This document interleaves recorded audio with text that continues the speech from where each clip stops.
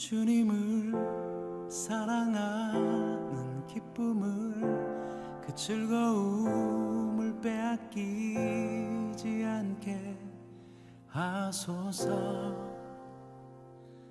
주님을 사랑하는 기쁨을 그 즐거움을 빼앗기지 않게 하소서.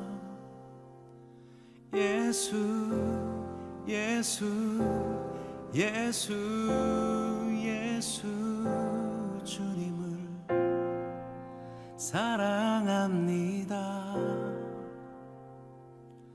예수 예수 예수 예수 주님을 사랑합니다. 예수 예수 예수 예수 주님을 사랑합니다. 예수 예수 예수 예수 주님을 사랑합니다.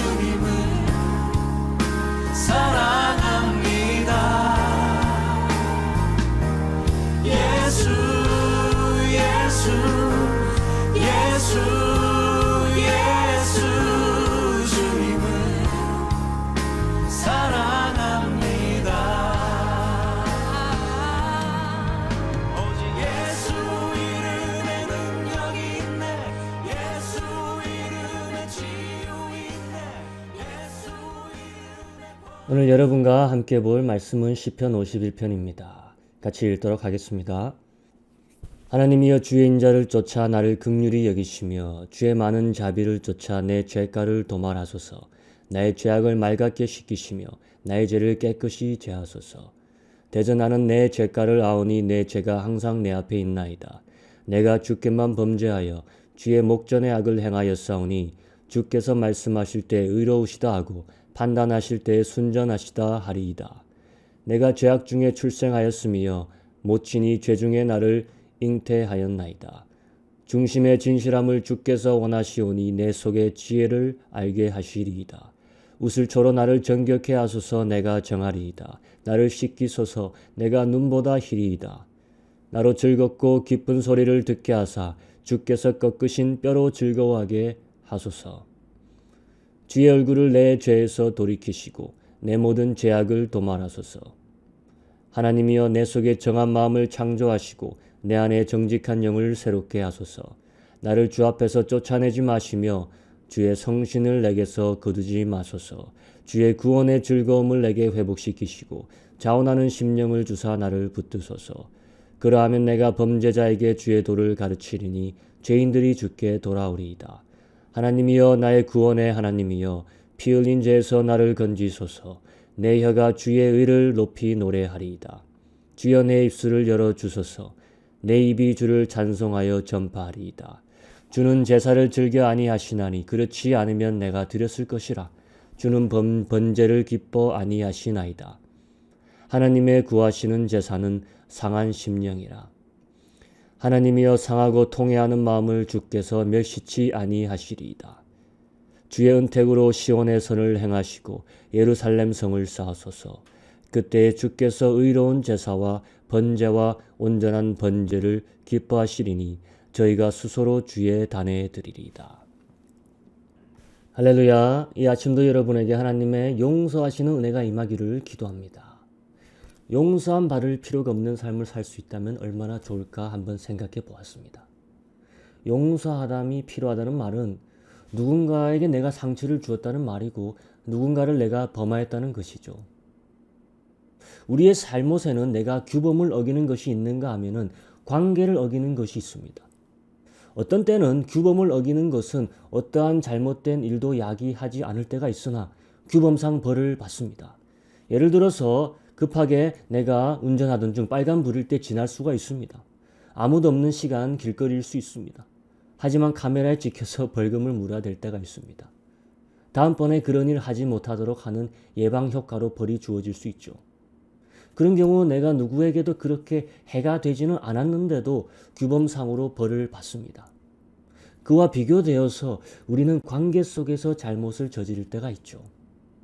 우리와 가까운 가족과 친구, 직장 동료에게 하지 못할 말을 할 수 있고 그에게 깊은 상처를 주는 행동을 할 때가 있습니다. 하지만 그런 심각한 잘못을 규제할 방법이 없습니다. 그에 상응하는 벌도 받지를 않죠. 그래서 우리는 또다시 그런 잘못을 반복하기 마련입니다. 잘못에 대한 즉각적인 처벌이 가장 이상적이죠. 하지만 잘못의 스케일이 클수록 피할 수 없는 그 형벌의 무게가 공포스러워질 수 있습니다. 나의 사랑하는 사람에게 씻을 수 없는 상처를 준 행동이 만약 즉각 그 죄가의 크기에 비례해서 벌을 받게 된다면 세상에 온전히 남아있는 관계가 없을 것입니다. 그래서 우리는 관계 안에 있는 사람이 즉각 벌을 받고 그에 상당한 죗값을 치루어내는 것을 사실 그렇게 원하지 않습니다. 이럴 때 가장 이상적인 것은 잘못한 사람이 자신의 죄를 깊이 뉘우치고 그가 상처 주고 그가 힘들게 한 사람한테 진심으로 용서를 구하는 것이고 피해자는 가해자를 다시 한번 기회를 주고 용서하는 것일 겁니다. 이것을 우리는 reconciliation, 화해라고 합니다. 우리는 모두 사실 관계 속에 있는 사람들과 화해를 염원하는 존재들이죠. 이것이 인간에게 주어진 특징입니다. 우리는 부모와 화해를 원하고 자식과 화해를 원하고 형제와 동료와 친구와 이웃들과 화해를 필요로 합니다. 하지만 화해되지 못하는 문제가 무엇인지 아십니까? 우리의 잘못을 객관적으로 바라볼 인지도가 매우 떨어집니다. 우리의 죄가의 심각성을 자각할 능력이 부족합니다. 회개하고 용서를 구하고 싶어도 내가 무엇을 회개해야 하는지 내 자신이 행한 일의 그 악함과 추함과 더러움에 대한 공감 능력이 떨어집니다.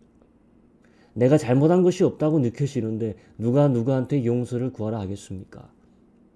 내가 용서를 구하는 게 아니라 오히려 그쪽이 나한테 용서를 구하기를 바라고 있습니다. 이런 마음과 반대되는 마음을 우리는 오늘 시편 51편의 노래에서 엿볼 수가 있습니다. 이것이 신앙인의 마음이어야 되는 것입니다. 자신의 죄가에 대한 심각성으로 들어가고 또 들어가서 가장 깊은 곳에서부터 간절한 용서를 구하고 있습니다.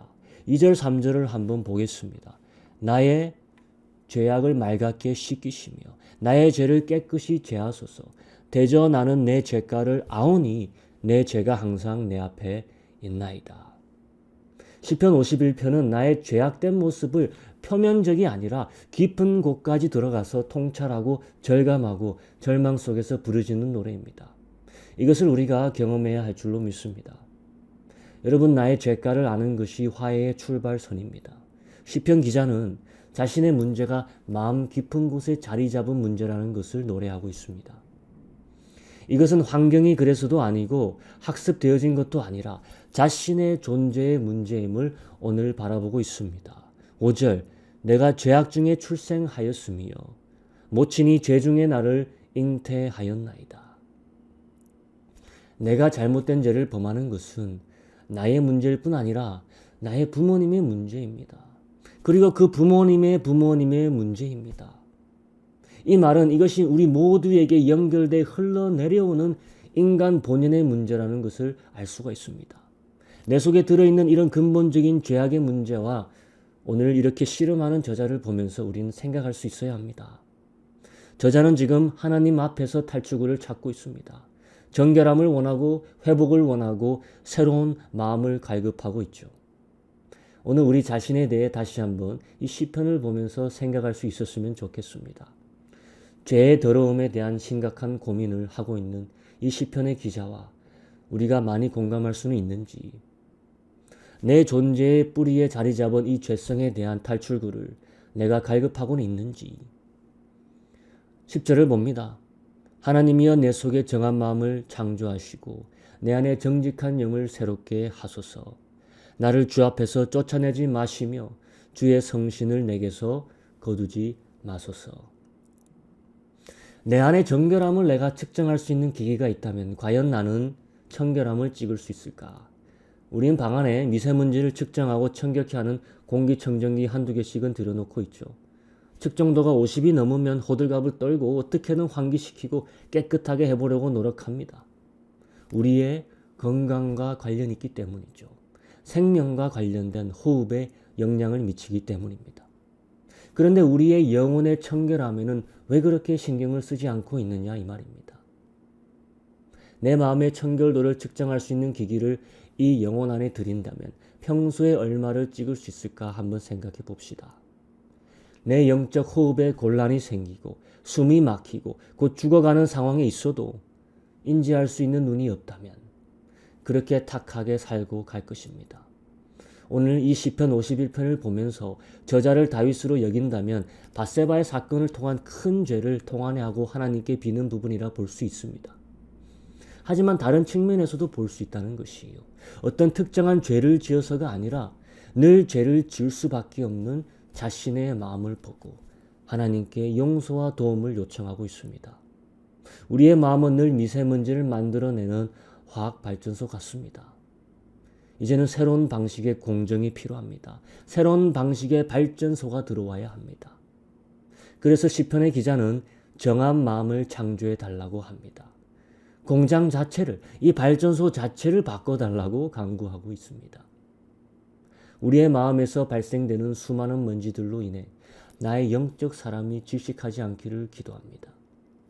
나의 탁한 마음으로 인해 내가 소중하게 여기는 사람들을 질식하게 만들지 않기를 기도합니다. 오늘 기자가 노래하듯이 나의 죄가를 그때그때 알 수 있는 인지 능력을 달라고 기도하기를 원합니다. 아니, 더 좋은 것은 새로운 정결한 마음, 정직한 영으로 이 안이 완전히 바뀌기를 기도합시다. 오늘 세 가지를 놓고 같이 기도하기 원합니다. 첫째, 같이 묵상한 말씀을 보면서 이 탁한 세상에서 탁함을 만들어내는 공장이 아니라 공기를 정화시켜주고 새로운 산소를 공급해주는 그런 마음의 발전소가 되기를 기도합시다. 사람과 사람의 대립을 가져오는 사람이 아니라 흐렸던 관계에 맑은 날씨를 가져오는 화해의 사람이 되기를 기도합시다. 화평케 하는 자는 하나님의 아들이라 불린다고 하였습니다. 우리는 이미 하나님의 아들이고 딸입니다. 화평이 아닌 불화를 가져오면 되겠습니까? 우리 이것을 놓고 같이 기도합니다. 둘째로는 2020년 이제 한 달 조금 남았죠. 우리 주일날 들은 말씀을 생각하며 믿음으로 쟁취할 나의 가나안이 무엇인지를 놓고 기도합시다. 2020년 주춤할 수밖에 없던 한 해였다면 2021년은 모든 환경에도 불구하고 극복하고 성장하는 한 해 되게 해달라고 같이 기도합시다. 셋째, 이 연말 우리 가정과 이웃과 우리나라가 잘 마무리되게 해달라고 기도합시다. 다시 코로나가 재유행을 한다고 사람들이 이야기하고 있습니다. 우리나라의 방역의 노력이 헛되지 않고 모두가 조심하고 모두가 슬기롭게 다시 이 시기를 지날 수 있게 해달라고 같이 기도해 주십시오. 기도하겠습니다. 하나님 아버지 감사합니다. 주님 감사합니다.